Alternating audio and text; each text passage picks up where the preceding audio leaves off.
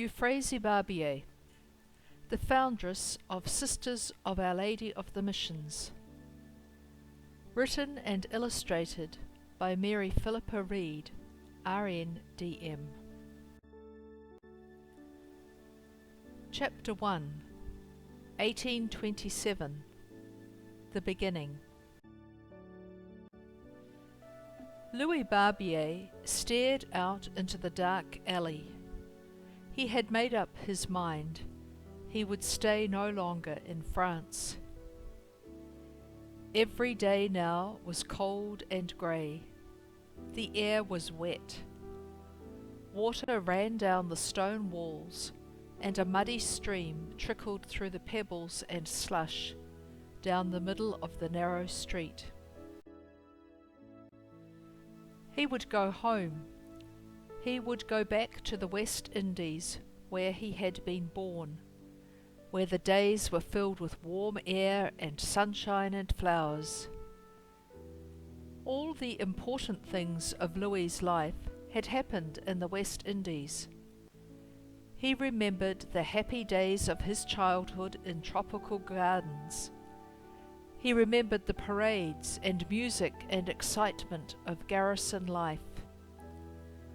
He remembered his brave papa in his bright uniform, and the marching and cheering, and the brave talk of battles and revolts and victories.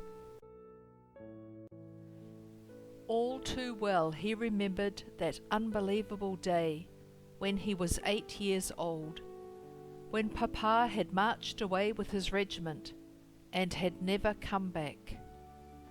Yes, he had come back later, but in a long dark box where he lay straight and still.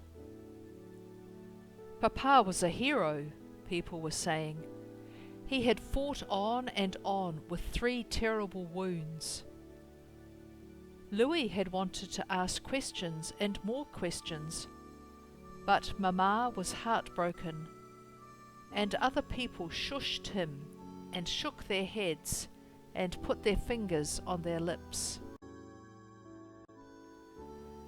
Now, as a grown man, Louis remembered clearly the tall white stones under the trees where papa had been lying all these years, and near him the stones of those little brothers who had once danced on Mama's knee and slept on her shoulder. Mama had married again long ago, and they had had some good times, she and Louis and Papa Lemonnier, the pastry cook, and the little brothers and sister who had come to join them. The young ones were grown up now too, and a few years ago they had all come to live in France, because the Lemonniers were convinced that Europe and civilization offered so much more to their children. They were all settled now in a village in Caen near the Normandy coast, and their futures seemed bright.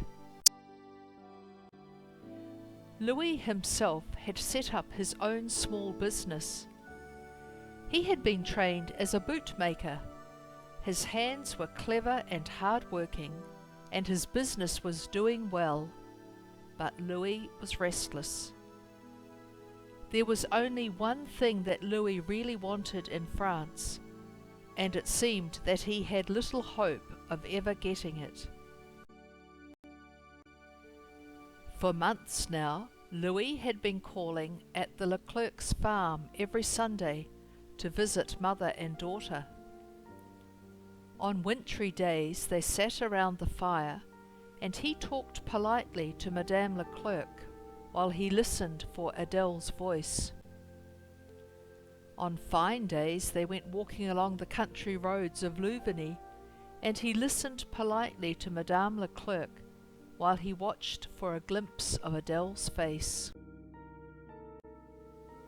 Adele was the youngest daughter and the mainstay of her widowed mother. She was pretty and full of fun. She was a sweet-natured girl, thoughtful and hard-working. Louis loved everything about her. He had been hoping that Adele liked him too. Sometimes he was almost sure that she did, but while Madame Leclerc kept her watchful eye on them both, he had hardly dared speak to Adele. Yesterday he had had his chance. He had plucked up his courage and told Adele of his feelings. Blushing almost to the point of tears, Adele had answered gravely and gently, "Monsieur Barbier, I think God may be calling me to enter the convent to serve him. Will you give me some time to pray more about it?" After a pause, she had added, "But if Monsieur Barbier, you know I could never leave Mamma. I could never leave France, no matter what happens. You understand that, don't you?" Louis was deeply moved. His heart was crushed, but he was able to understand Adele's response.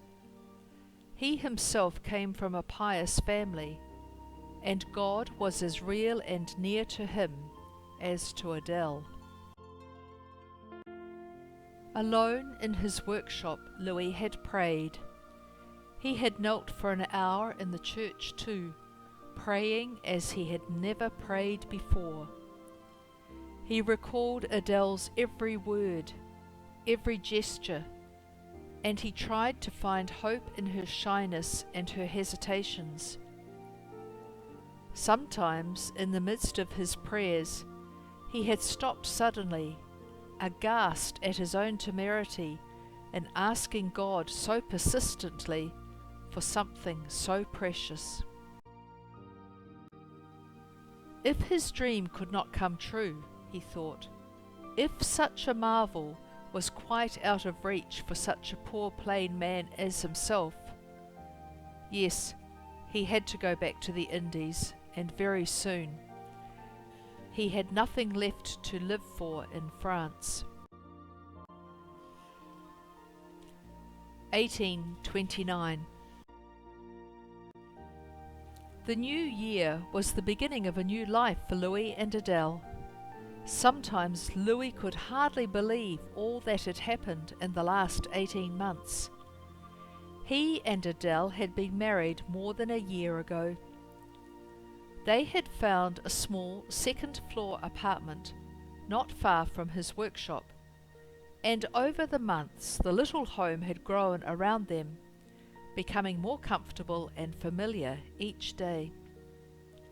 Together he and Adele had cleaned and mended and scraped and polished and stitched until the drab and cramped little box became neat and cosy. The new year came in snowy and bitterly cold, and Adele was not well. When the 4th day of January dawned, another dark and gloomy morning, the Barbier apartment was already lit, warmed and long awake. All night, while the women were busy behind closed doors, Louis had sat beside the fire waiting, trying to feel useful, poking and stirring and feeding the fire, waiting. Near him sat his faithful brother Francis Lemonnier, saying little but suffering with him, and from time to time trying to distract him with a mug of coffee and a few cheerful words. Now the ordeal was over, and the light of the fire flickered on the freshly polished cradle drawn up to the hearth, and on the little figure bundled up inside it. Louis's eyes turned again and again to the tiny dark head pillowed in soft wraps. My daughter, he thought, my own little daughter. I can hardly believe that this has really happened. For me, for Adele, life will never be the same again. Always our daughter will be here with us.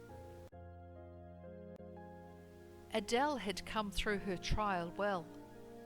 Her mother and the midwife were determinedly cheerful and busy, but secretly they were watching the cradle closely. The baby was tiny, too tiny for safety, and she seemed almost too tired and weak to try to breathe for herself. The baby's condition was worrying them. During the day, Adele began to sense the older women's uneasiness. "Mama, is something wrong?" she asked. "It's not baby, is it?" "It is. Oh no, no. What is the matter with her?" "Mama, she must be baptized. Louis, please, she must be baptized. Quickly, quickly," she begged. So great was Adele's distress that at last her mother wrapped the baby carefully in a woolen rug. Wrapping another around herself, she prepared to set out for the church. Stunned by this unexpected crisis, Louis and Francis walked close at either side to shield grandmother and baby from the sleet and wind. Grandmother Leclerc had to prompt them all the way. As soon as they reached the shelter of the church, she sent Louis to fetch the parish priest quickly.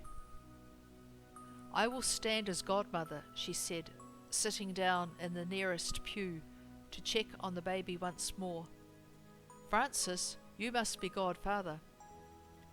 Francis was only 12, but he was a working man, an adult for all practical purposes, and he was more than ready to take on a godfather's responsibilities. Louis and the parish priest burst in through the door and slammed it against the wind. All gathered around the font, and the grandmother fumbled in the blanket to find the tiny face. "And what is her name, Louis?" asked the priest. Louis was startled. "We had thought of Euphrasie for a girl," he answered hesitantly. Then he remembered that this was his daughter, his own child, and everyone was waiting for his decision. He stood straight and added firmly, "Adele Euphrasie."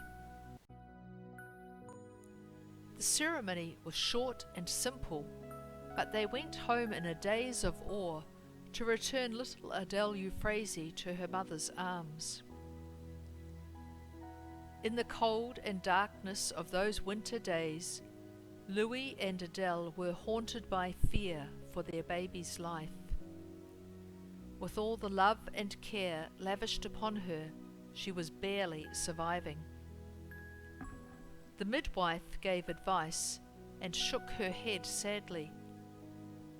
Madame Leclerc gave tirelessly of her help and experience, but nothing could shift the despair from Adele's eyes. "Come to the farm," the old lady often said. "Come to the farm, all of you, at least until the winter is over. The farm is always warmer in winter, and the air is always brighter up there. For baby's sake." One day, the Barbiers accepted her invitation. Adele's family home was within walking distance of Caen, but the village was very different from the old town. Louvigny was a pretty village, a cluster of clean white stone houses on a sunny hillside overlooking rich farmland.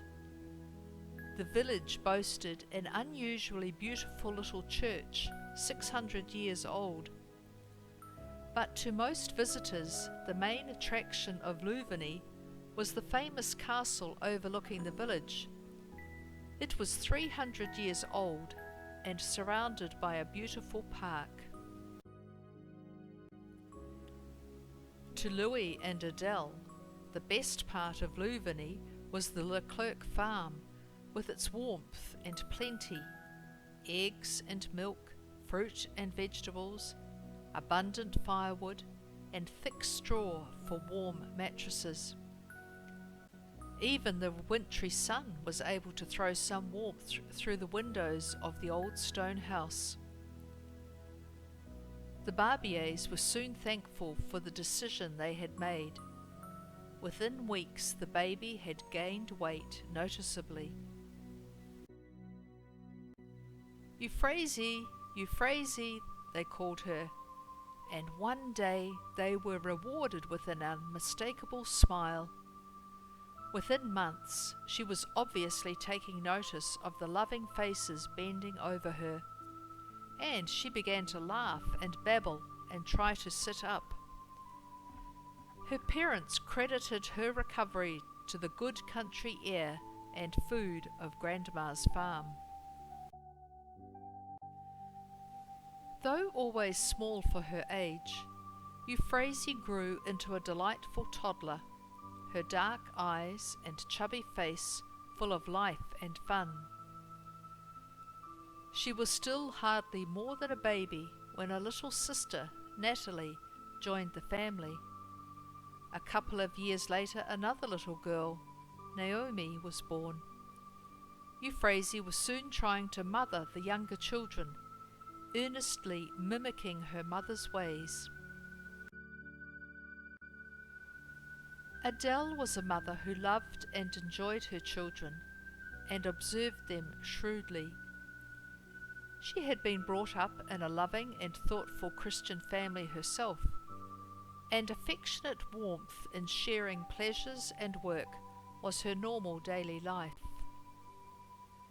It was a struggle to feed and clothe a growing family on Louis's modest earnings, but Adele was a kind and generous neighbour. She could always find something to give or something to do for anyone in trouble or need. She taught the children also to be kind and generous, and she expected them to be truthful and obedient.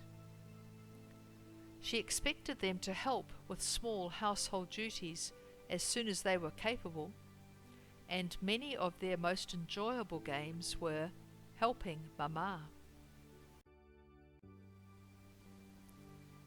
1829.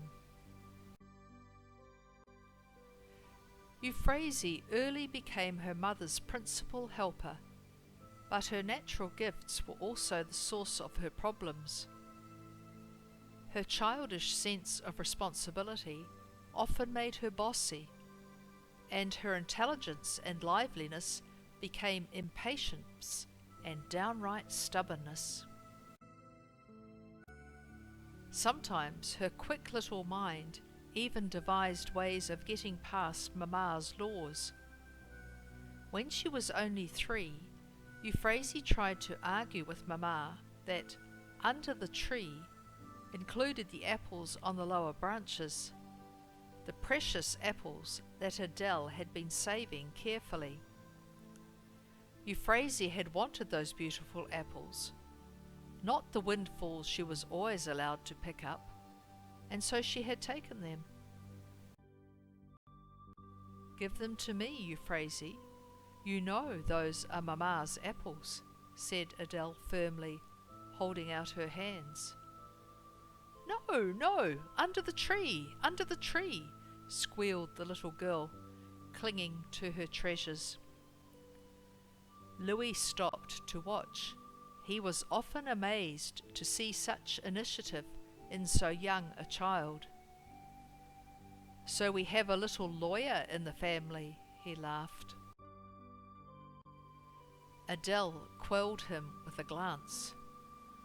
"We don't want a lawyer who disobeys Mama," she said sternly, her hands still waiting for the apples. Flushed and pouting, Euphrasie slowly yielded. One by one she pulled the apples from her pinafore and handed them over. If Adele was amused by her toddler's ingenious reasoning, she was not prepared to show it in front of Euphrasie. Adele herself was the very soul of honesty. To her, quickness of wit was one thing, cunning a very different matter. She could never bear the thought that one of her darlings could learn to twist words, to use the letter of the law to defeat its spirit. To her, this was shameful dishonesty and self-interest. Adele was firm but not harsh in her discipline. As she grew older, Euphrasie knew what it was like to be sent to bed without supper, but such a punishment was rare. The children were all generally affectionate and eager to please. Even the self-willed Euphrasie was basically a very good child. When each bout of willfulness subsided, her repentance was as wholehearted as her crime had been. At 6, Euphrasie was still smaller than Natalie, who was not yet 5. The two were the greatest of friends and always together, but it was always Euphrasie who took the lead in all their games. The Louvigny farm had been home for all of Euphrasie's life.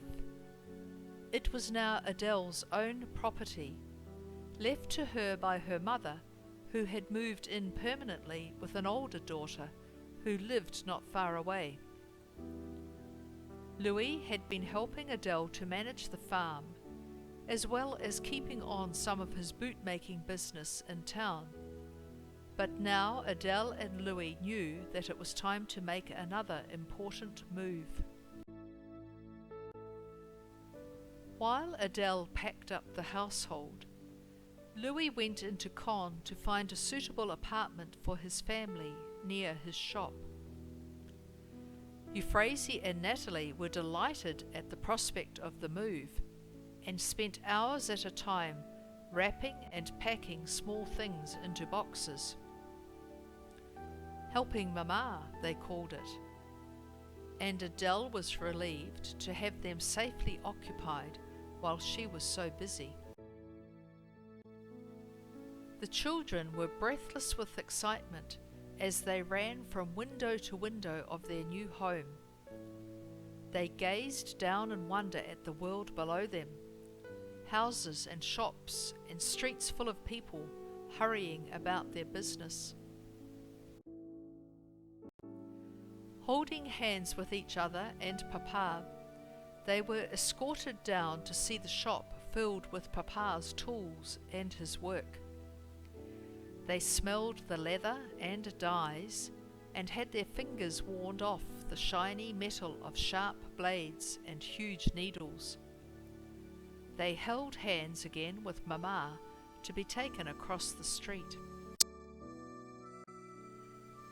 Directly opposite Papa's shop was the towering grey block of St. Peter's, their parish church, with its round and arched windows, and the beautiful tracery like stone lace around them.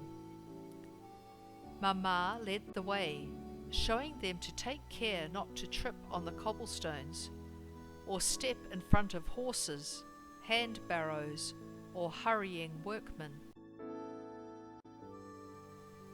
One day came the greatest adventure of all for Natalie and Euphrasie, one long talked about in anticipation, for it was the main reason for the family's return to the city. Holding a little hand in each of her own, Mama led the girls down the street to enroll them in the sisters' school nearby. As the Barbiers had long suspected, their little girls were unusually bright. Within days they were able to take themselves to school.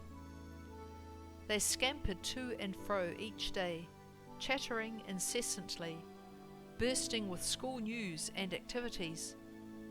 They were radiantly happy and always busy.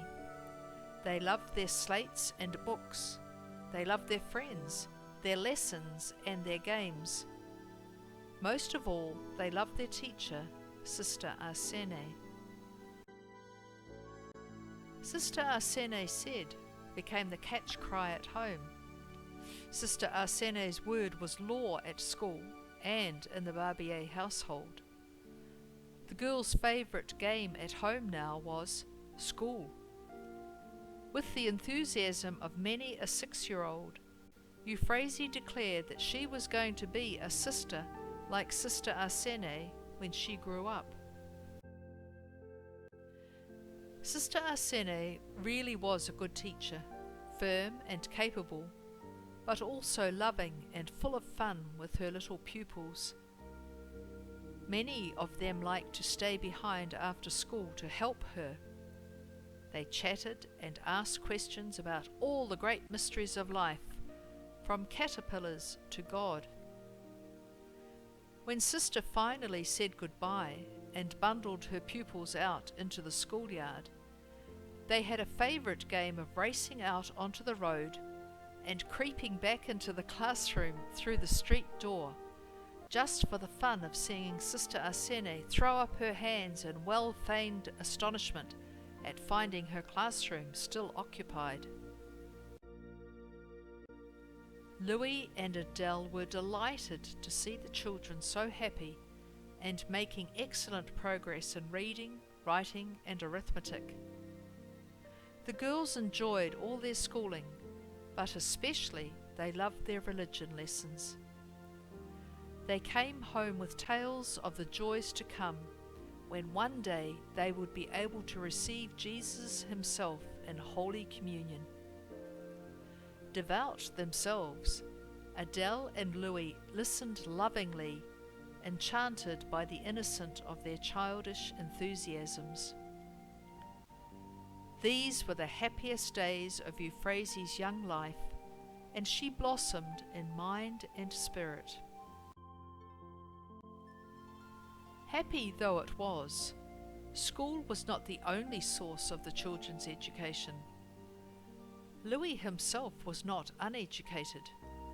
He was also a man of much wider experience than most tradesmen.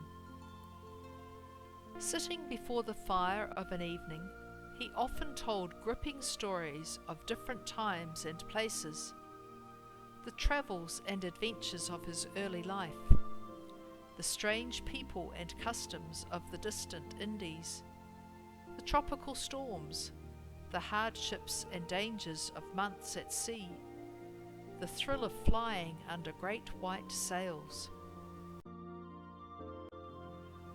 Papa's dear old mother, Grandma Lemonnier, told stories too.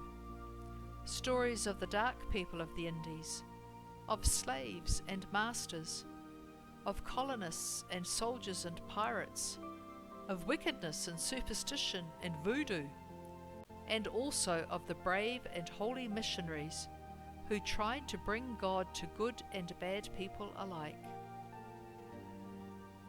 Euphrasie listened entranced.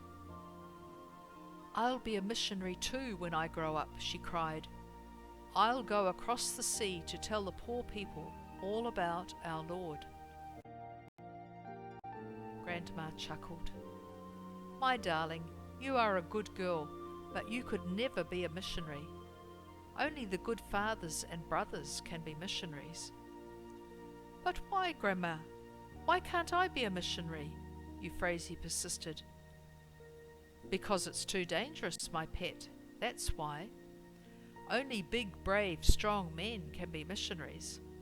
It's a hard, rough life. It's no life for a well-brought-up young woman." "I wouldn't be afraid," said Euphrasie stoutly, and she pondered. Papa and Uncle Francis had lived in the dangerous islands when they were very little boys, much younger than herself, much younger even than little Louis the baby, and they had come to no harm. Grandma too, an old lady whose legs were no good for running, had lived for weeks on a great ship, and thought I'd never live to see another day, she often said. But after all the dangers, here she was now, sitting comfortably by the fire, stroking Euphrasie's hair and telling stories. Euphrasie was not altogether convinced by adult logic. Playing missionary became another favourite game while she was minding the little ones for Mama. Missionary life, she found, was not without its problems.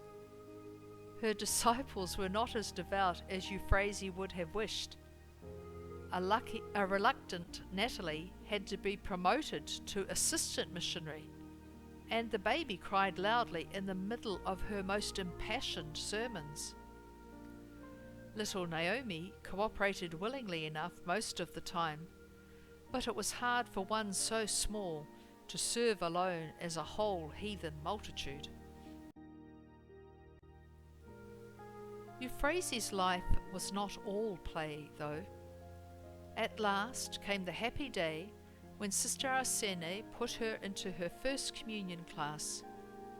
She was younger than the others, only 9, and she looked even younger than her years because of her size, but the parish priest was won over by her knowledge and her eagerness. She made her first communion with the class on the next Trinity Sunday. It was a great celebration for the whole family, but the lively little chatterbox was overwhelmed by the wonder of the moment. She had little to say. She knew within herself that now she belonged to Jesus in a way no one had ever described to her. With the unreasoning certainty of a child, she knew simply that one day she really would be a sister and live all her life for him. Her immediate wish now was to receive Holy Communion again as often as possible. But at this time, even devout people communicated only a few times each year, and then only on special festivals and with the express permission of their spiritual director. In St. Peter's Church there was class each Sunday for those who had made their first communion.